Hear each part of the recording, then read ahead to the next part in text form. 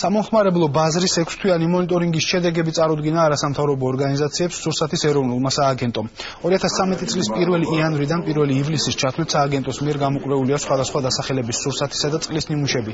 მონიტორინგის ფარგლებში სარეალიზაციო პუნქტებიდან ამოღებულია დიდი რაოდენობით ვადა გასული და ჯანმრთელობისთვის საშიში სასურსათო საქონელიც. შეხვედრას სოფლის მეურნეობის სამინისტროში არასამთავრობოებთან ერთად სამოქალაქო საზოგადოების წევრებიც ესწრებოდნენ.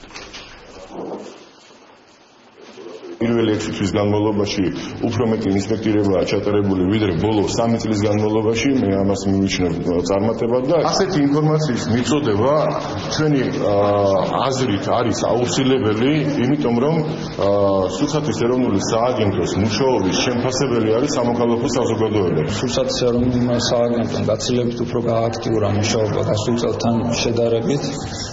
და ჩვენ ხედავთ უკვე რომ გაცილებით უფრო მეტი ინსპექტირება განხორციელდა სერიოზული შედეგებია წარმოდგენილი, რაც წინა წელთან შედარებით მართლაც რომ მნიშვნელოვანი გარღვევაა.